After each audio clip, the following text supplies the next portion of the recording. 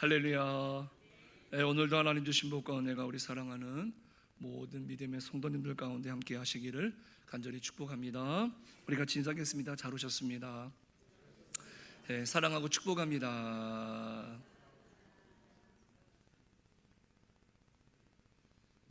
한번 따라해 볼까요? 아직에서 오직으로. 네, 오늘 이 말씀을 좀 잘 우리 마음에 새기셨으면 좋겠습니다. 우리 예수 믿는 사람들은요, 언젠가 말씀드렸지만 하고 싶은 일을 하는 사람이 아닙니다. 해야 할 일을 하는 사람입니다. 그래서 힘이 들고 고달픕니다. 제 기억에 항상 아침에 눈을 뜨면 저희 어머니는 주방에 계셨어요. 아침 식사 준비를 하죠. 어떤 날은 구수한 국이 끓거나 제가 좋아하는 된장찌개가 끓는 냄새 때문에 깰 때도 있었어요. 그런데 지금 부모가 돼 보니까 그게 얼마나 힘든 일인지요.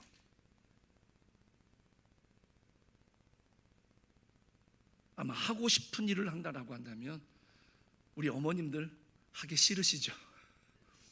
그냥 주무시고 싶죠 뭐. 그런데 해야 할 일이기 때문에 일어나셔서 평생을 하셨고 아마 지금도 하고 계시죠. 손드는 분들도 계시는데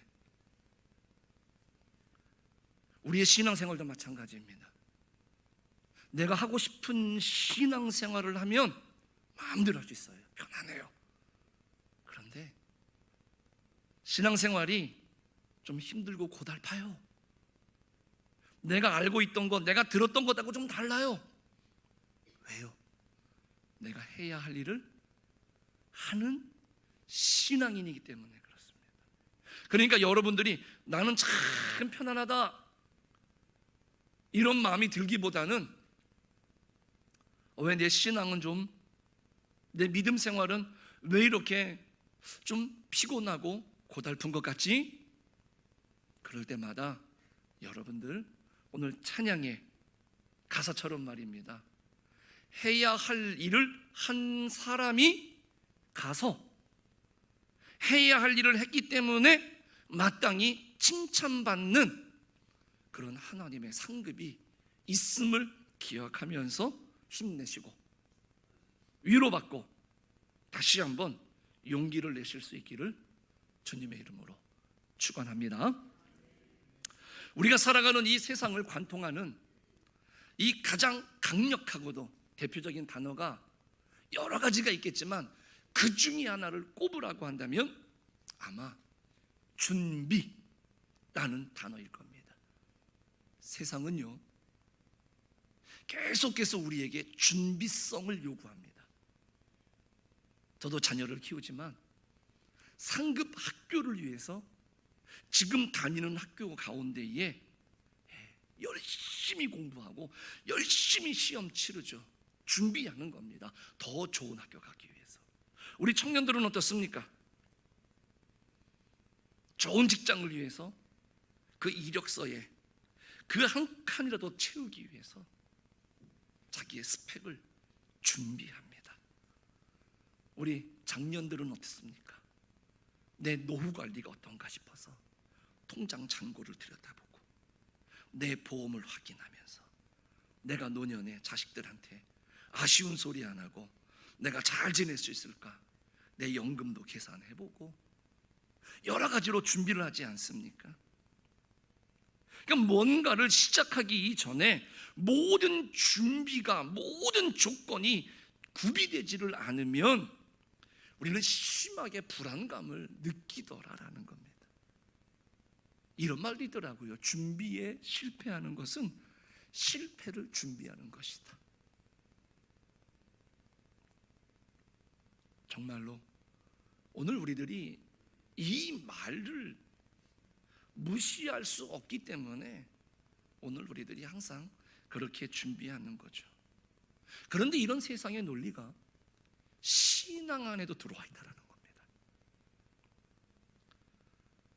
그래서 하나님께서 우리를 선택하여서 부르십니다. 그리고 때로는요, 그 은혜의 자리로 부르시고 사명을 주실 때 오늘 우리들 입술에서 가장 먼저 나가는 그 단어가 뭡니까? 바로 아직이라는 단어입니다. 저는 매년 연말이 되면 귀에 딱지가 않게 듣는 말입니다. 권사님, 내년을 위해서 이런 직분을 좀 맡아주시면, 목사님, 저는 아직 준비가 안 되어 있습니다. 나보다 능력 많고 준비된 자들을 제가 추천해 드릴 테니까 또 가요. 권사님, 추천받았어요. 그런데 목사님, 생각하는 것보다 저는 아직도 준비가 안 됐어요. 제가 준비가 되면 제가 알아서 자원을 하겠습니다.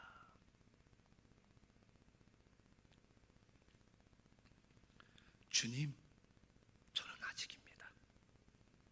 저는 아직 신앙의 깊이가 너무 얕아요. 아직 내 삶의 문제도 제가 해결하지를 못했습니다.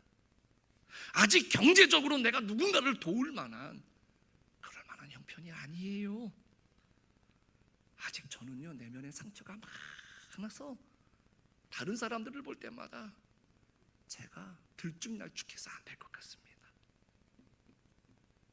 우리는 너무나 쉽게 이렇게 아직이라는 단어 뒤에 쉽게 숨어버립니다. 내가 세워놓은 완벽한 준비라는 기준에 도달을 하지 못했기 때문에 하나님이 나를 부르실 때에도 그 하나님 앞에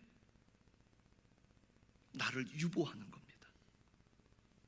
그런데 여러분, 오늘 이 말씀을 통해서 우리의 이러한 합리적인 변명이 이제 오늘 예수님이 정면으로 도전하시는 것을 깨닫고 우리의 생각이 바뀌어져서 이제는 우리들이 하나님, 내가 오직 주님만을 의지하겠습니다 라는 믿음의 결단을 이루는 신앙으로 우리가 성숙해 가기를 주님의 이름으로 축복합니다. 여러분들, 하나님의 부르심에는요, 이 준비됨에 달려있질 않습니다. 하나님은 완벽하게 준비된 자를 쓰시는 것이 아니더라고요. 당신이 부르신 자를 친히 준비를 시키시는 분이 우리 하나님이신 줄로 믿습니다. 여러분들이 냉정하게 저를 볼 때 제가 잘 준비가 된 것 같습니까? 아니에요. 모자람 투성이입니다. 오늘 말씀을 통해서 우리들 스스로가 말입니다, 자기를 아직이라고 말하고 있는 이 단어가 어떻게 하나님의 은혜의 단어인 오직으로 변화되는지를 오늘 이 말씀 속에서 우리가 한번 찾아보고 생각해 보겠습니다. 오늘 9장 36절에 보니까 이렇게 증언을 합니다. 무리를 보시고 불쌍히 여기시니 이는 그들이 목자 없는 양과 같이 고생하며 기진함이라. 당시 이스라엘 백성들은요, 영적으로 육적으로 굉장히 힘든 상황이었습니다. 로마 제국의 압제 아래에서 경제적으로 수탈을 당하고 있었습니다. 그리고 영적으로는요, 이 율법의 무거운 짐에 짓눌려 있었습니다. 이 종교 지도자들이라고 하는 사람들이 그렇게 힘들고 어려운 백성들을 이끌어내고 그네들을 잘 인도하고 가르쳐야 되는데, 오히려 그네들은 어떻게 했습니까? 모세의 율법이라고 하는 잣대를 가지고 백성들을 딱 재는 거예요. 그래서 너희들은 안 돼, 너희는 이런 죄가 있어, 이러면서 그네들을 계속해서 율법으로 짓눌렀죠. 복음서에 보면은 그러한 모습을 예수님이 계속해서 꾸짖는 모습을 볼 수가 있어요. 그들의 눈에 백성들은 율법도 모르는 무식한 사람들입니다. 그래서 가까이 하면 가까이 할수록 부정하게 만드는 사람들로 이 종교 지도자들은 이 백성들을 이끌어야 되는데 그렇게 생각을 하고 구별하고 자꾸만 밀어내고 그네들을 정죄했다라는 겁니다. 그런데 이 똑같은 백성을 바라보는 예수님의 시선은 전혀 달랐습니다.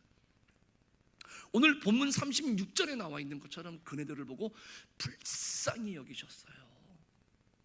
이 불쌍히에 해당되는 단어가 뭐냐면 이 스플랑크 니조마이라는 단어입니다. 이 스플랑크 니조마이라고 하는 이 불쌍하다라고 하는 이 단어는 헬라어로 이 내장, 이 창자가 말입니다. 이 스플랑크나입니다. 여기서 파생된 거예요. 그러니까 단순한 동정심이 아니라 예수님이 그런 백성들을 바라볼 때 예수님의 창자가 끊어지는 듯한 이 애간장이 녹아내리는 듯한 고통을 가지고 그네들을 바라보셨다는 겁니다.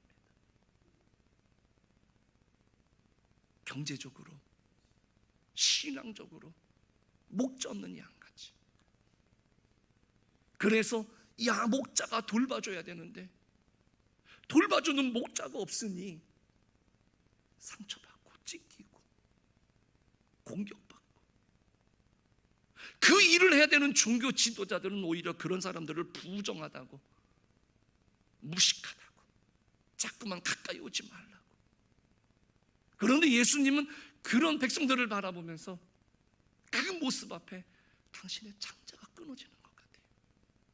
내 내장이 녹아내리는 것 같고요, 이 애간장이 다 끊어지는 것 같은 그런 마음으로 백성들을 쳐다보았다라는 겁니다. 그런데 여러분들, 오늘 우리들도 냉정하게 우리 이웃을 바라보는 시선에 대해서 한번 생각해 보시기 바랍니다. 우리가 이 세상을 바라보는 우리의 시선도 한번 이 말씀에 비추어 보자는 겁니다. 우리는 누군가를 보면 조건을 보게 되죠. 그리고 그가 가지고 있는 문제, 장단점을 다 파악을 하죠. 그러다가 내 기준에 맞으면 오케이, 내 기준에 안 맞으면 어떻게 합니까? 정죄하고 지적하고 고치려 든다라는 겁니다.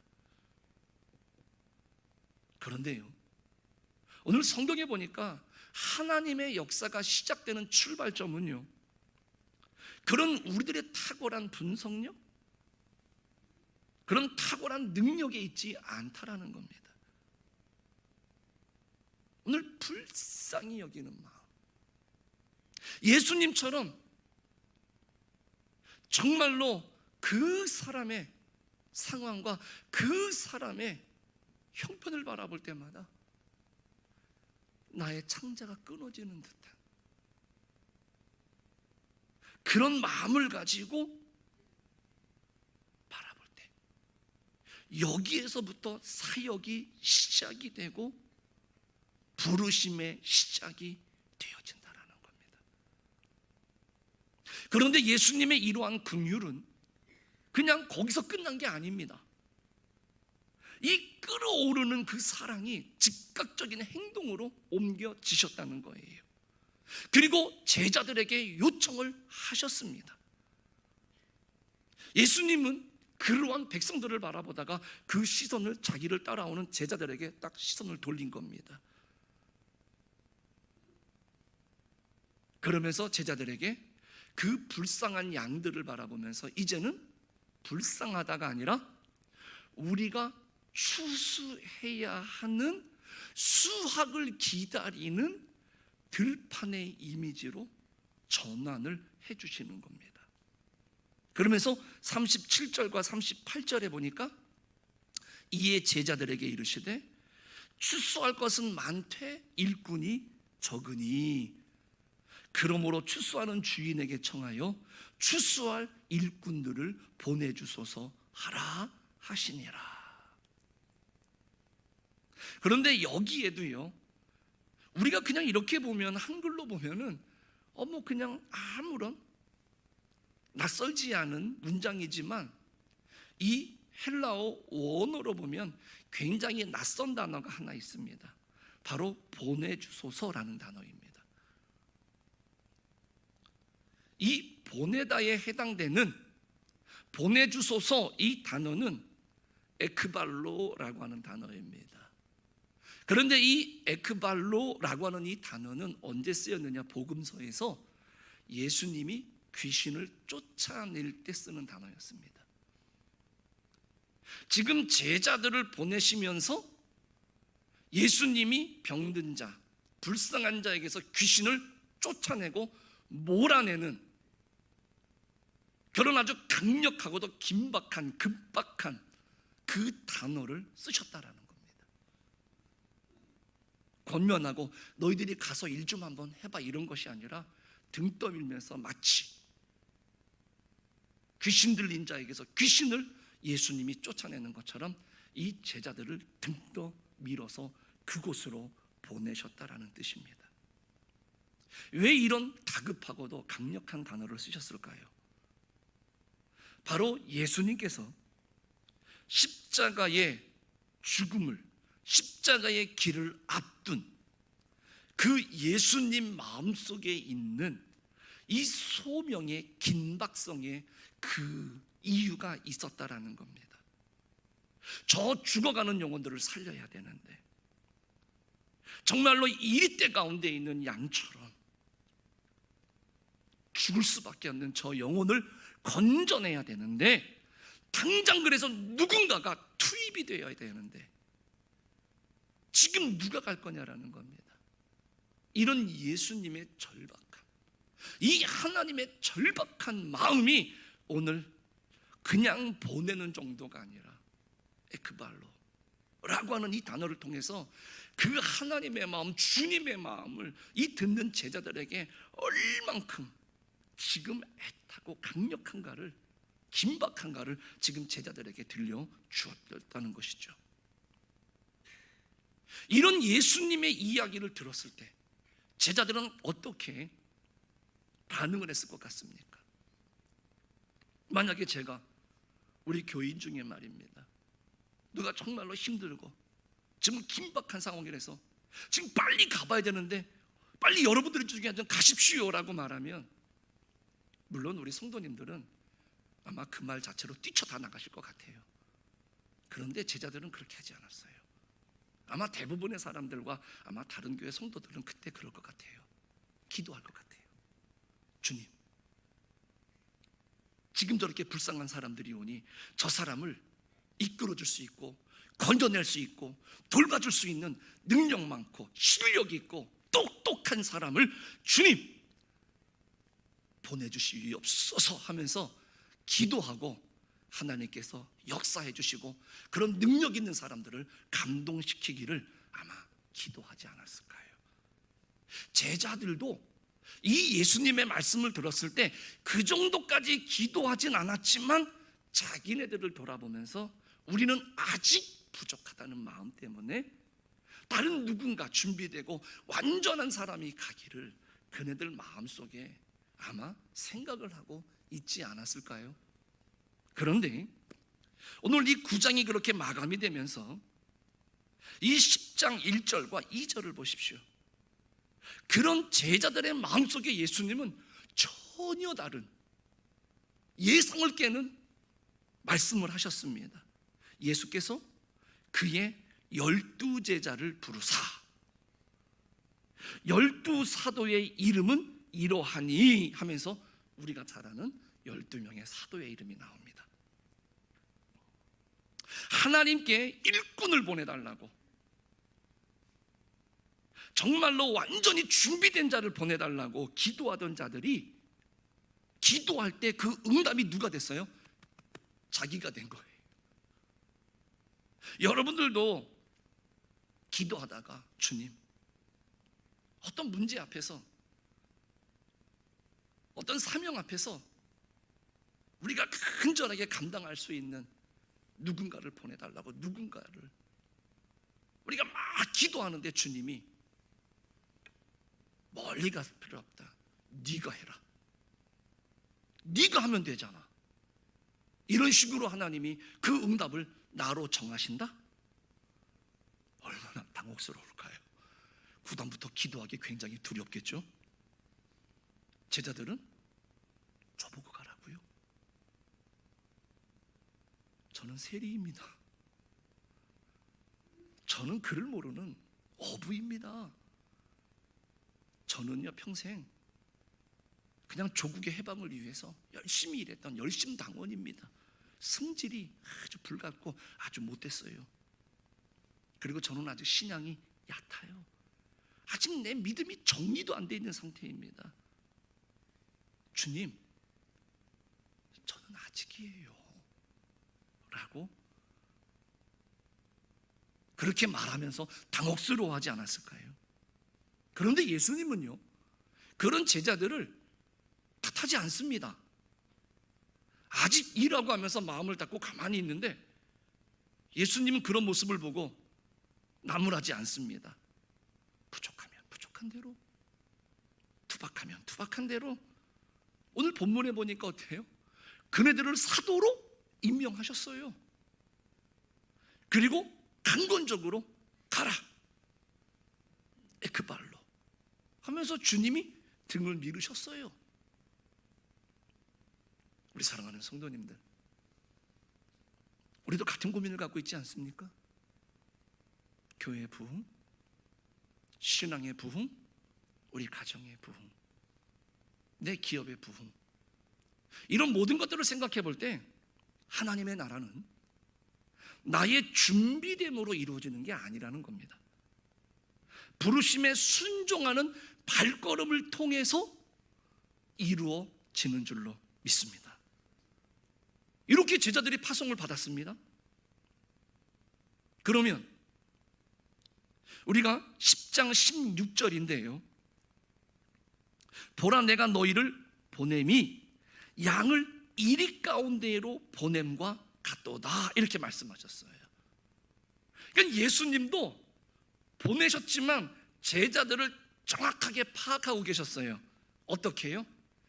이리 가운데로 보내는 양과 같은 존재. 그러니까 아직 뭔가 준비가 잘 안 돼 있다는 것을 예수님도 아셨다라는 겁니다.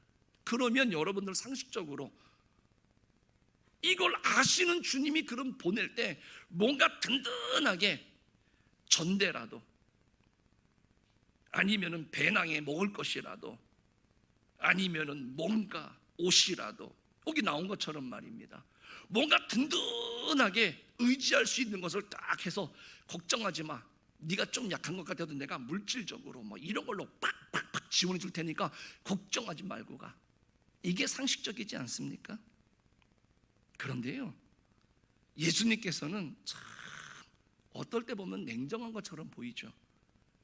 오늘 9절과 10절 우리가 읽진 않았습니다만 오늘 본문 그 뒤인데요 9절 10절에 보니까 뭐라고 말씀하시느냐, 너희 전대에 금이나 은이나 동을 가지지 말고 여행을 위하여 배낭이나 두벌 옷이나 신이나 지팡이를 가지지 말라. 이게 지금 넉넉해도 모자랄 판에 오히려 다 놓고 맨몸으로 들어가라는 이야기지요. 나쁘게 들으면 가서 죽어라, 이런 말로도 오해할 수 있다는 겁니다. 재정적인 보증이 안 됐습니다. 생존을 위한 식량도 지금 보장을 해주지 않습니다. 예비용 옷, 신발 이런 것들도 지금 보장을 못 받아요. 그런데 심지어 여기에 우리가 눈여겨봐야 될 항목이 하나 있는데 바로 뭐냐면 지팡이입니다. 그런데 구약에서 이 지팡이가 상징하는 것은 뭐냐면 목자의 상징입니다. 여러분들 모세를 생각해 보세요.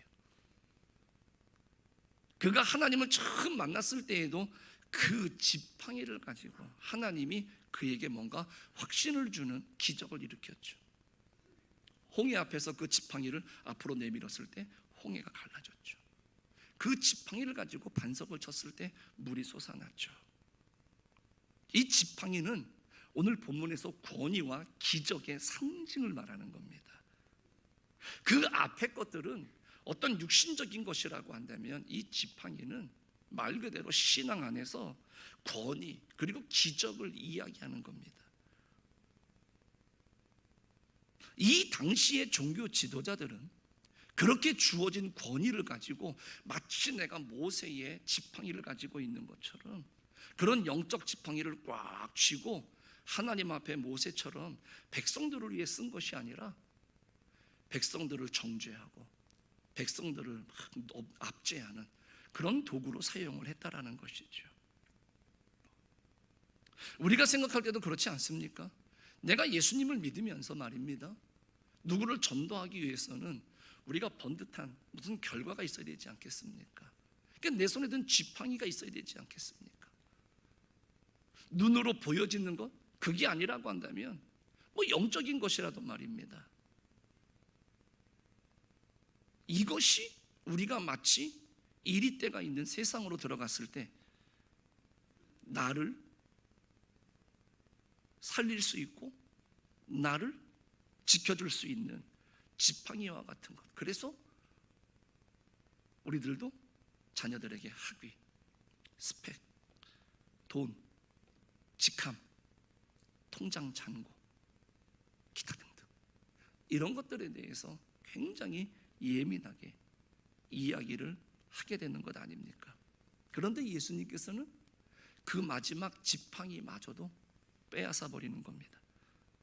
말 그대로 완전 무방비로 그냥 이리 가운데로 양이 들어간 것처럼 들어가 버린 겁니다. 왜 그러셨을까요? 그것은 제자들이 오직 예수 그리스도의 이름 외에는 그 어떤 것도 의지하지 않게 하기 위해서임을 믿으시기를 바랍니다. 내 손에 지팡이가 쥐어져 있으면 어느새 우리는 그 지팡이를 사용하고 그 지팡이를 의지하죠.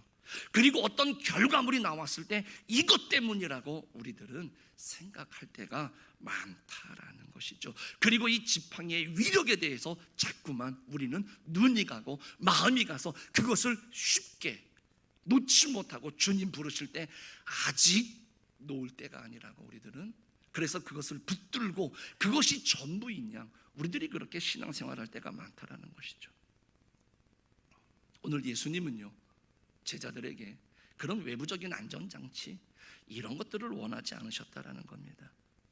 오늘 예수님이 주신 오직 천국 복음의 능력, 하나님의 통치, 하나님의 다스림이 보이진 않지만 우리와 함께 하시면서 성령의 능력으로 계속해서 나타나고 성령이 동행하시는 것을 알기를 원하셨다라는 겁니다.